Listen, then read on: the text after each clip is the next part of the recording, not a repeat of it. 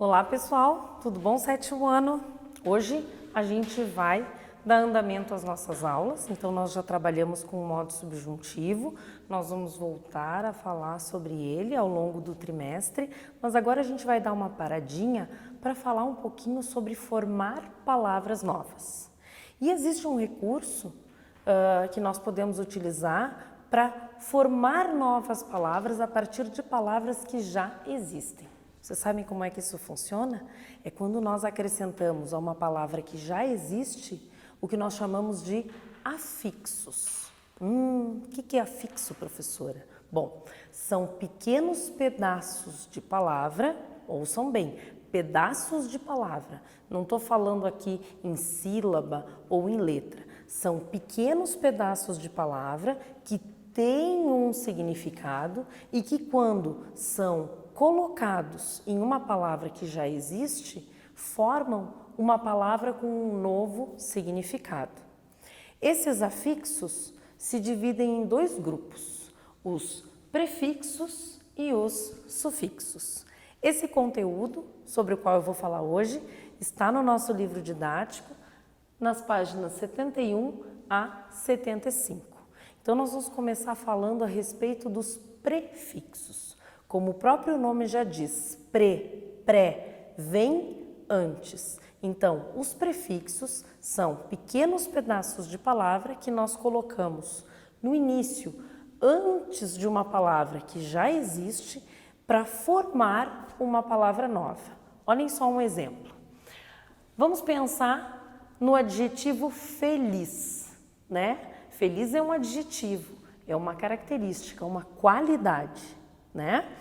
Quando eu acrescento a palavra feliz, um pedaço de palavra que tem um significado negativo, eu formo uma nova palavra, eu formo a palavra infeliz.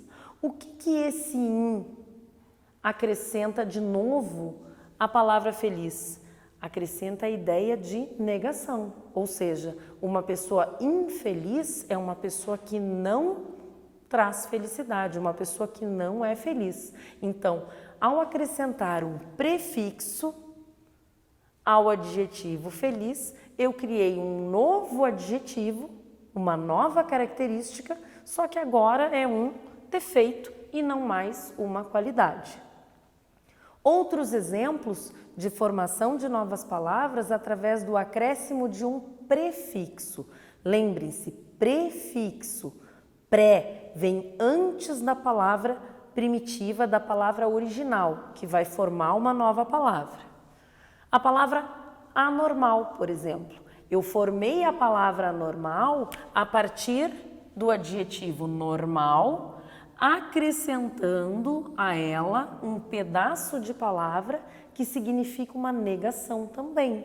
Então, assim como o in aqui em cima indica negação, ele me mostra que uma pessoa infeliz é uma pessoa que não é feliz, aqui a palavra a, o prefixo a, que foi acrescentado ao adjetivo normal, nos dá essa mesma ideia de negação.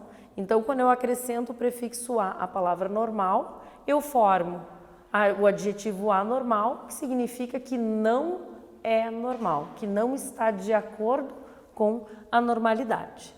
Um terceiro exemplo e um modelo de uma formação de palavra através do uso do prefixo é a palavra refazer. Olhem só, eu pego o verbo fazer, né? Já estamos trabalhando bastante com o verbo, vocês estão bem familiarizados. Nós pegamos o prefixo re, e quando acrescentamos ao verbo fazer, nós formamos um novo verbo. Por que um novo verbo? Porque refazer não é a mesma coisa que fazer. O que significa refazer? Significa fazer de novo. Então, olhem só que qual é o significado que esse pedaço de palavra, quando é conectado ao verbo fazer, traz para a gente. A ideia de novo, outra vez. Então, ao acrescentar o prefixo re ao verbo fazer, nós temos uma nova palavra, a palavra refazer, que significa agora fazer de novo. Então, aqui nós temos 3 exemplos de novas palavras que foram formadas através do uso dos prefixos. Lá na página 73 do livro de vocês, nós temos uma tabelinha com exemplos de prefixos e exemplos de sufixos. Agora a gente vai ver o que são os sufixos. Se o prefixo eu coloco antes da palavra para formar uma palavra nova, o sufixo vai ser colocado depois de uma palavra que já existe, para que eu possa formar uma palavra nova, para que eu possa atribuir à palavra antiga, a palavra que eu tinha, um novo significado. Aqui é importante que vocês lembrem que toda vez que eu acrescento ou um prefixo ou um sufixo a uma palavra que já existe, eu formo uma palavra nova. E ao formar essa palavra nova, eu trago um novo significado, ela passa a significar algo novo. Escolhi a palavra gerúndio, porque nós já trabalhamos gerúndio, né? Inclusive trabalhamos gerúndio nas nossas aulas presenciais. Vou aproveitar aqui para dizer que eu estou morrendo de saudade de vocês, que eu espero que logo, logo a gente esteja juntos em sala de aula, né? Para que a gente possa matar essa saudade. Mas enquanto isso, bora de videoaula, né?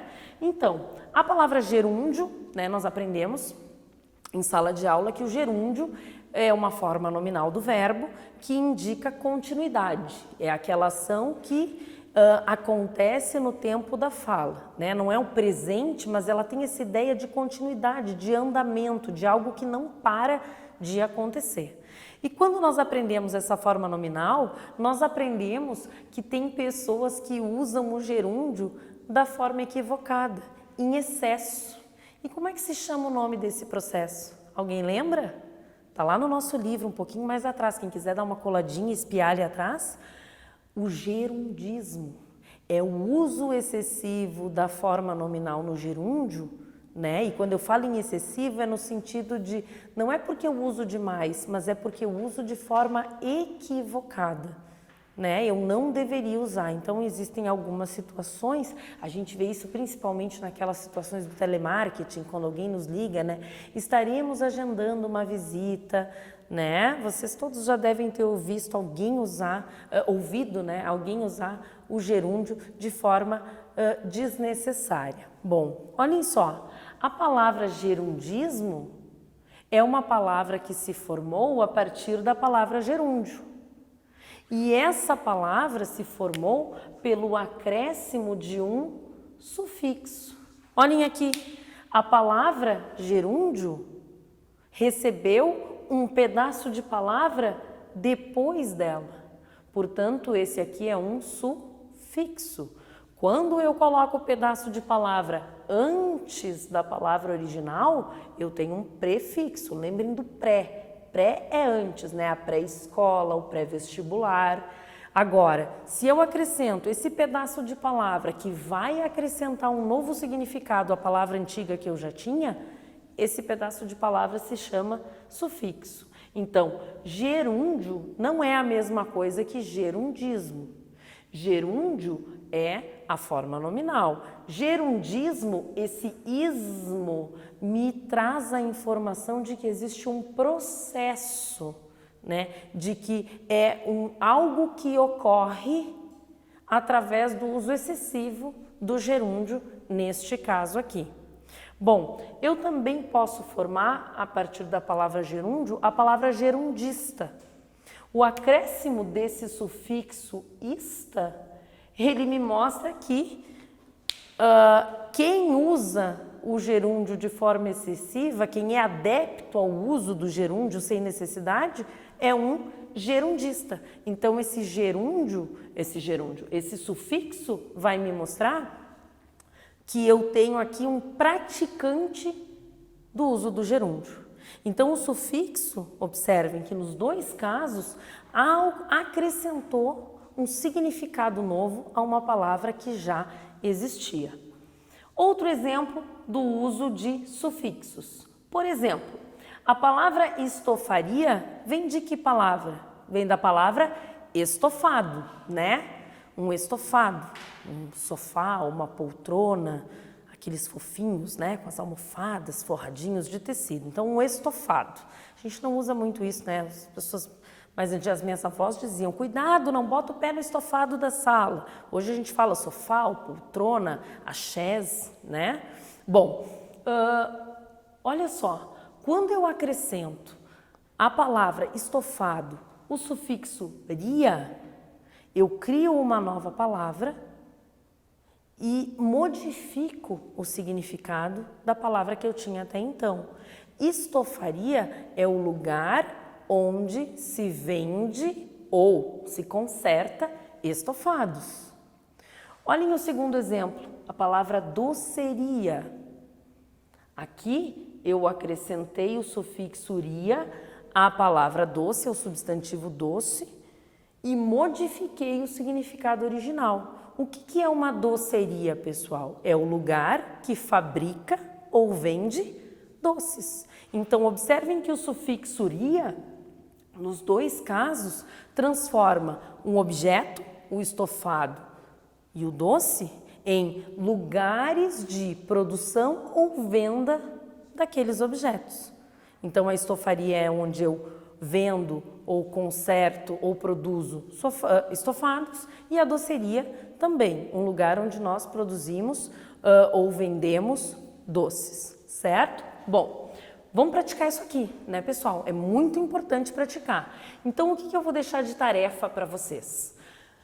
Exercícios 1 a 3, da página 71 e 72. Lá na 71 a gente tem um texto, é a letra de uma música de uma banda que eu gosto muito, os Titãs. Não sei se vocês já ouviram falar. Se vocês não ouviram, os pais de vocês ouviram com certeza. Vocês vão fazer a leitura desse texto na página 71 para responder as questões 1, 2 e 3 da página 72. Bom, termina na 73, né? Depois, vocês vão fazer os exercícios 1, 2, 3, 4 e 5, que vão das páginas 73 até a página 75. Pessoal, para que a gente possa aprender o conteúdo que foi trabalhado, é muito importante a gente praticar. Na página 73, nós temos essa tabela, como eu já tinha dito para vocês, com alguns exemplos de prefixos e também exemplos de sufixos, certo? Agora a gente vai dar uma paradinha e vai falar um pouquinho a respeito do conto. Bom, agora a gente vai começar a falar um pouquinho a respeito do conto, e essa semana nós temos uma proposta de produção textual. Vocês já vêm trabalhando com o conto há 2 semanas, já tem um material que fala sobre o conto de mistério e nós vamos continuar falando sobre esse tipo de conto. Para isso, eu vou pedir a vocês que façam, num primeiro momento, os exercícios 1 a 3 das páginas 75 a 76.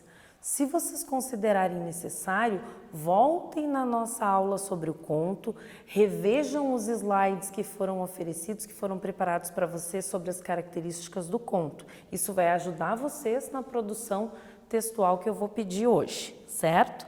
Depois que vocês realizarem as questões 1, 2 e 3 das páginas 75, 76 e 77, pessoal, façam a atividade nessa sequência. Por quê? Porque essas questões vão servir como base para a produção textual de vocês logo ali na frente. Então, a questão número 1 vai falar um pouquinho a respeito de narrador, a questão número 2 sobre o emprego adequado dos verbos, o tempo verbal que nós devemos empregar quando usamos um narrador em terceira pessoa, por exemplo.